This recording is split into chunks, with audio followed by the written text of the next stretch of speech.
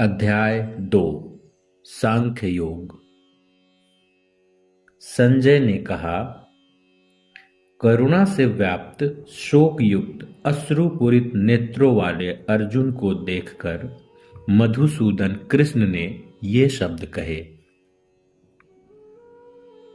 श्री भगवान ने कहा, हे अर्जुन, तुम्हारे मन में यह कल्मश आया कैसे? यह उस मनुष्य के लिए तनिक भी अनुकूल नहीं है जो जीवन के मूल्यों को जानता हो। उससे उच्च लोक की नहीं अपितु अपयश की प्राप्ति होती है। हे पृथापुत्र, इस हीन नपुंसकता को प्राप्त मत हो। यह तुम्हें शोभा नहीं देती। हे शत्रुओं के दमन करता, हृदय की क्षुद्र दुर्बलता को त्याग कर युद्ध के लिए खड़े हो।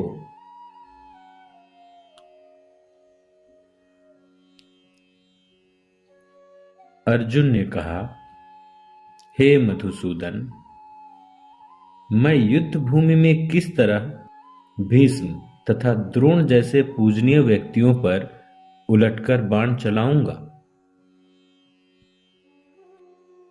ऐसे महापुरुषों को जो मेरे गुरु हैं, उन्हें मारकर जीने की अपेक्षा इस संसार में भीख मांगकर खाना अच्छा है।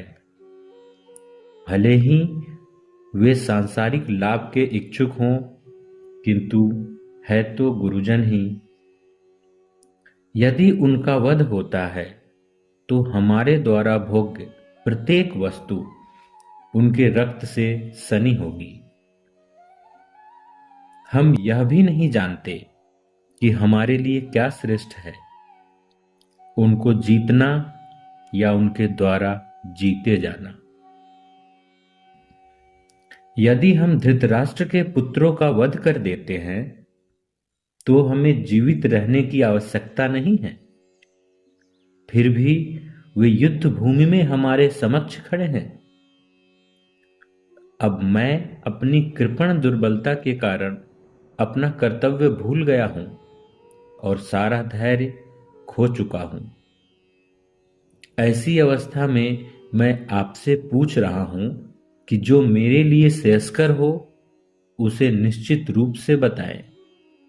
अब मैं आपका शिष्य हूं और आपका शरणागत हूं। कृपया मुझे उपदेश दें।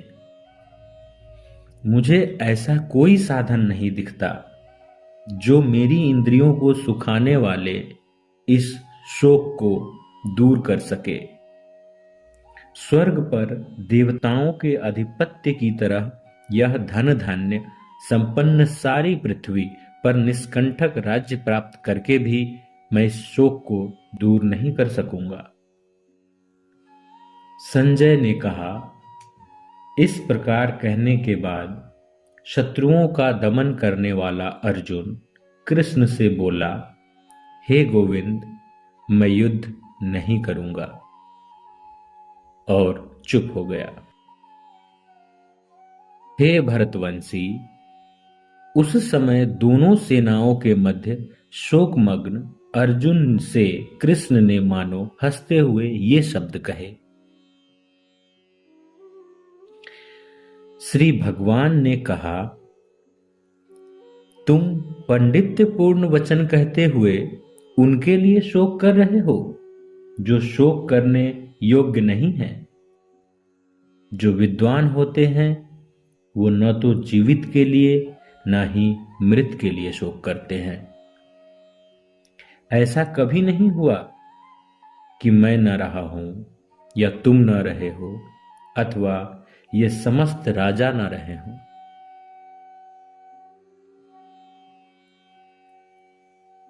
और ना ऐसा है कि भविष्य में हम लोग नहीं रहेंगे।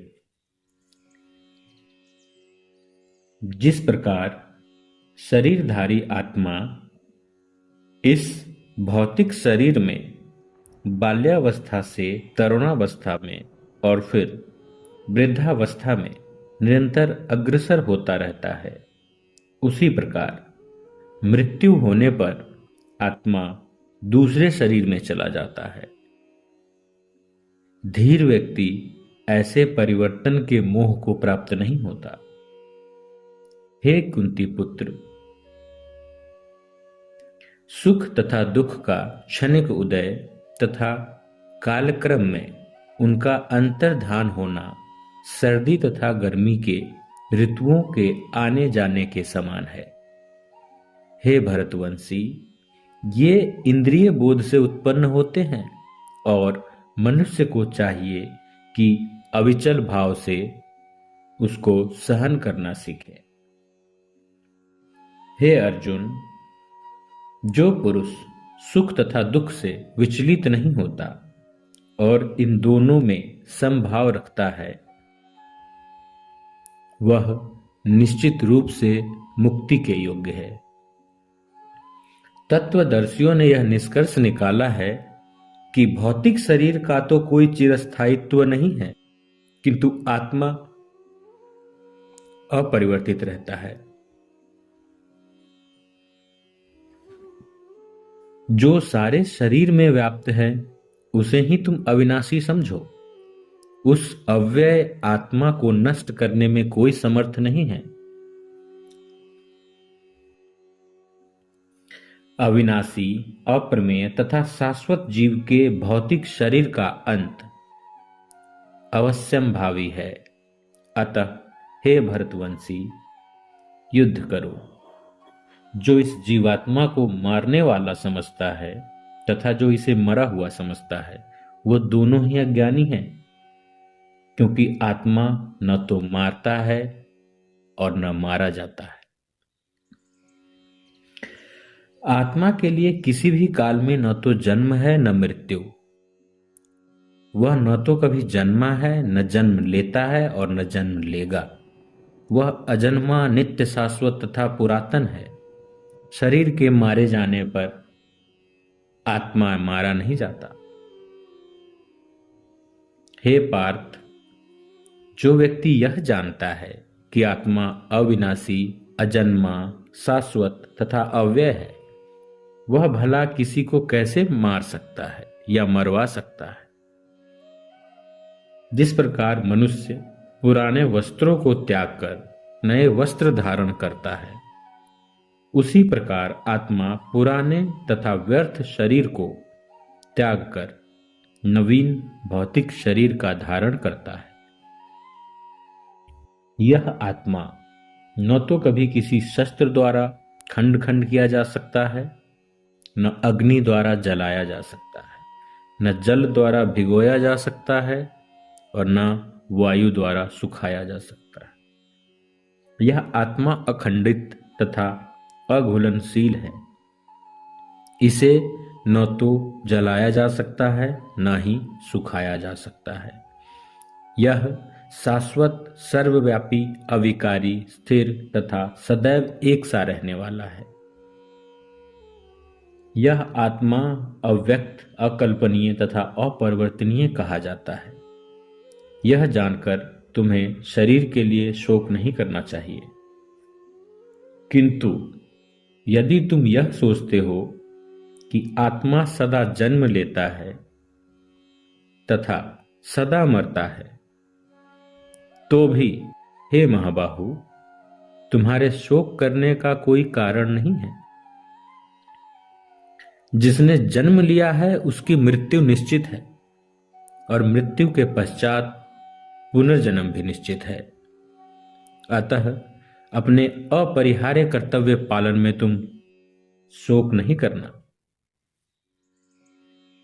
सारे जीव प्रारंभ में अव्यक्त रहते हैं, मध्य अवस्था में व्यस्क होते हैं और विनष्ट होने पर पुनः अव्यक्त हो जाते हैं।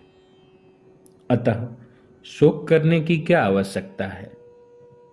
कोई आत्मा तो आश्चर्य से देखता है, इसे आश्चर्य की तरह बताता है, कोई इसे आश्चर्य की तरह सुनता है तथा कोई कोई इसके विषय में सुनकर कुछ समझ भी नहीं पाता।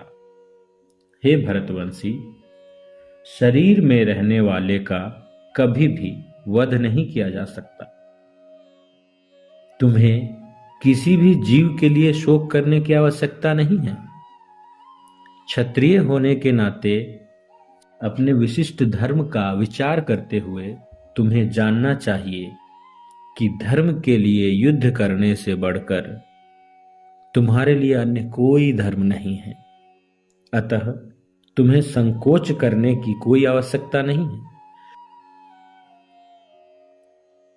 हे पार्थ,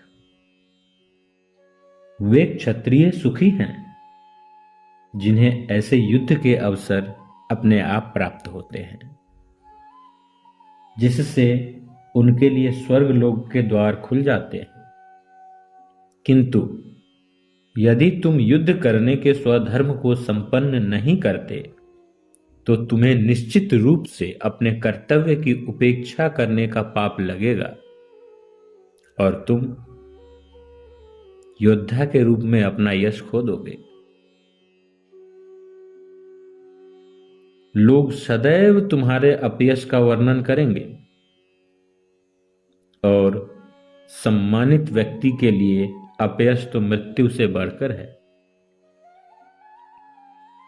जिन जिन महान योद्धाओं ने तुम्हारे नाम तथा यश को सम्मान दिया है, वे सोचेंगे कि तुमने डर के मारे युद्ध भूमि छोड़ दी और इस तरह वे तुम्हें तुच्छ मानेंगे। तुम्हारे शत्रु अनेक प्रकार के कटु शब्दों से तुम्हारा वर्णन करेंगे और तुम्हारी सामर्थ्य का उपहास करेंगे। तुम्हारे लिए इससे दुखदाई और क्या हो सकता है। हे कुंती पुत्र, यदि तुम युद्ध में मारे जाओगे तो स्वर्ग प्राप्त करोगे, या यदि तुम जीत जाओगे तो पृथ्वी के साम्राज्य का भोग करोगे। दृढ़ संकल्प करके खड़े हो जाओ और युद्ध करो। तुम सुख या दुख, लाभ या हानि, विजय पराजय का विचार किए बिना युद्ध के लिए युद्ध करो। ऐसा करने पर तुम्हें कोई पाप नहीं लगेगा।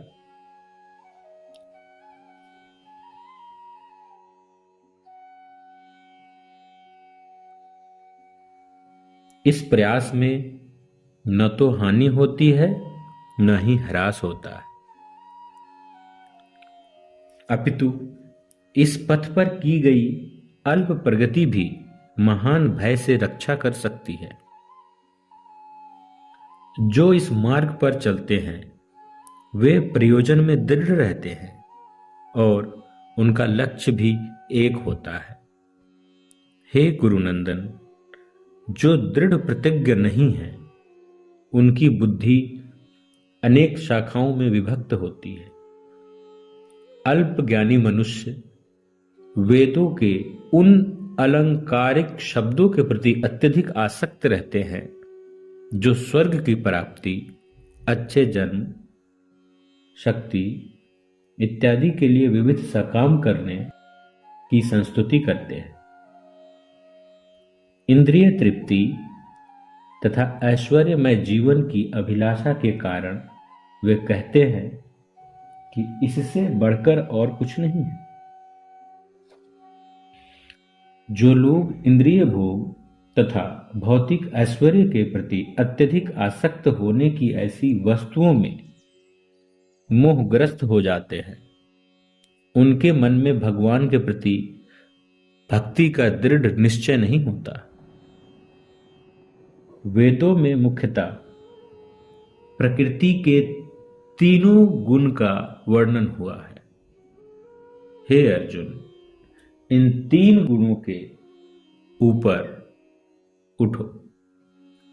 समस्त द्वैत और लाभ तथा सुरक्षा की सारी चिंताओं से मुक्त होकर आत्मपरायण बनो। एक छोटे से कूप का सारा कार्य एक विशाल जलाशय से तुरंत पूरा हो जाता है। इसी प्रकार वेदों के आंतरिक तात्पर्य जानने वाले को उनके सारे प्रयोजन सिद्ध हो जाते हैं। तुम्हें अपना कर्म करने का अधिकार है, किंतु कर्म के फलों के तुम अधिकारी नहीं हो।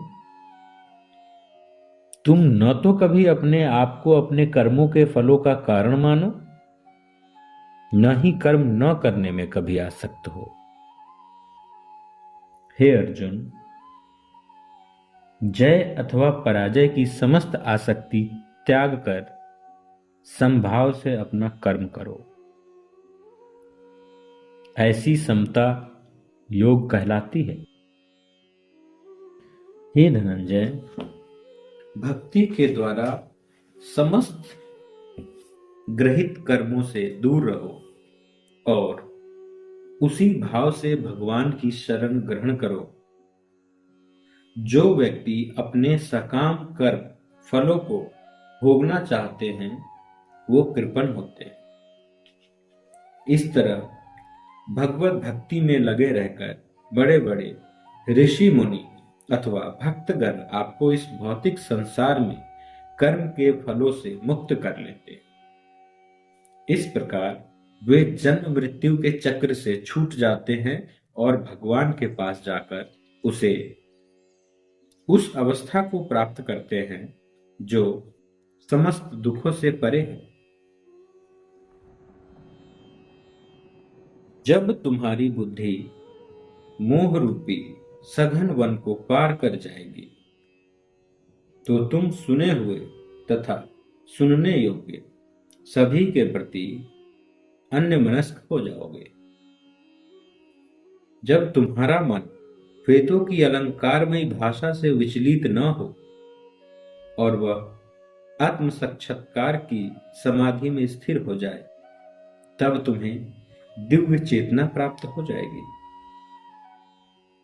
अर्जुन ने कहा, हे कृष्ण, अध्यात्म में लीन चेतना वाले व्यक्ति के लक्षण क्या है? वह कैसे बोलता है तथा उसकी भाषा क्या है? वह किस तरह बैठता और चलता है? श्री भगवान ने कहा, हे पार्थ, जब मनुष्य मनोधर्म से उत्पन्न होने वाली इंद्रिय तृप्ति के समस्त कामनाओं का परित्याग कर देता है और जब इस तरह से विशुद्ध हुआ उसका मन आत्मा में संतोष प्राप्त करता है, तो वह विशुद्ध दिव्य चेतना को प्राप्त हो जाता है और स्थित प्रज्ञ कहा जाता है।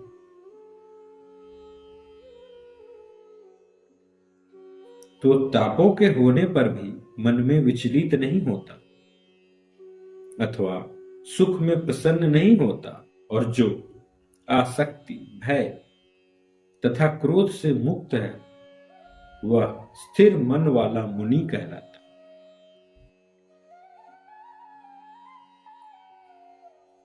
इस भौतिक जगत में जो व्यक्ति न तो शुभ की प्राप्ति से हर्षित होता है और न अशुभ के प्राप्त होने पर उससे घृणा करता है, वह पूर्ण ज्ञान में स्थिर होता है।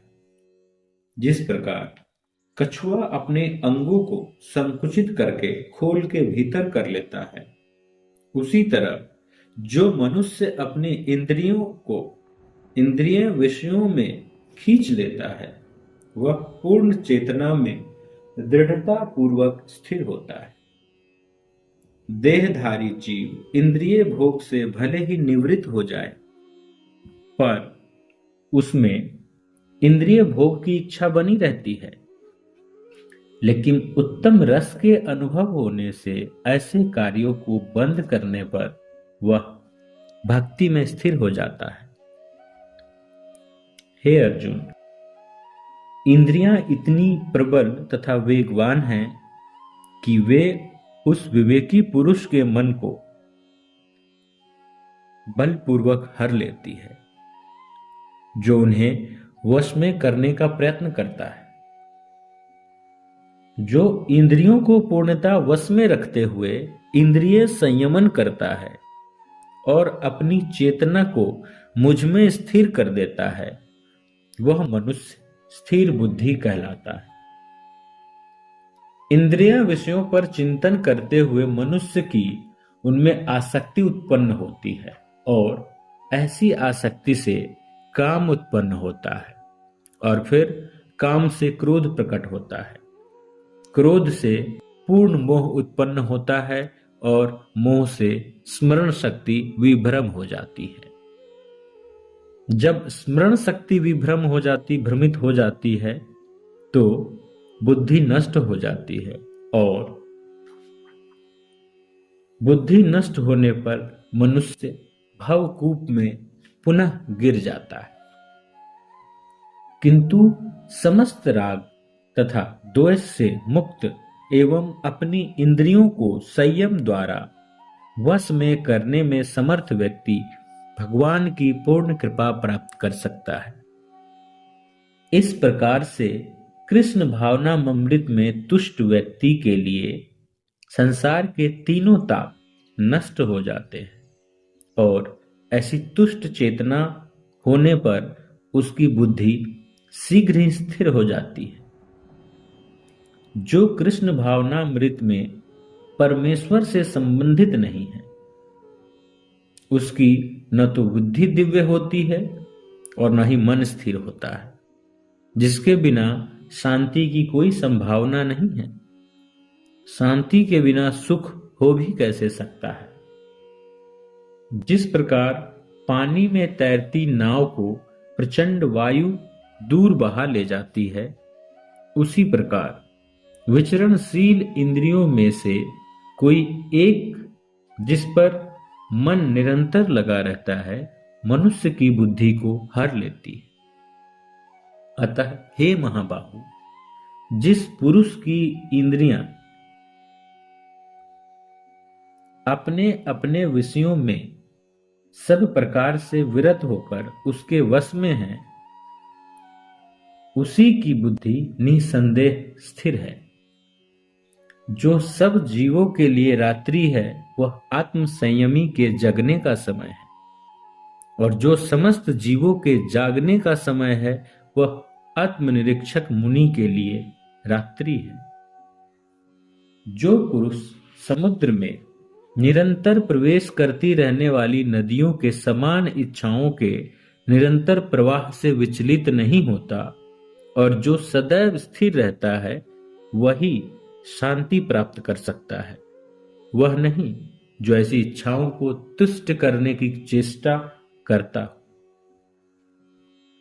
जिस व्यक्ति ने इंद्रिय तृप्ति की समस्त इच्छाओं का परित्याग कर दिया है, जो इच्छाओं से रहित रहता है और जिसने सारी ममता त्याग दी है तथा अहंकार से रहित है, वही वास्तविक शांति को प्राप्त कर सकता है। यह आध्यात्मिक तथा ईश्वरीय जीवन का पथ है जिसे प्राप्त करके मनुष्य मोहित नहीं होता। यदि कोई जीवन के अंतिम समय में भी इस तरह स्थित हो तो वह भगवत धाम में प्रवेश कर सकता है।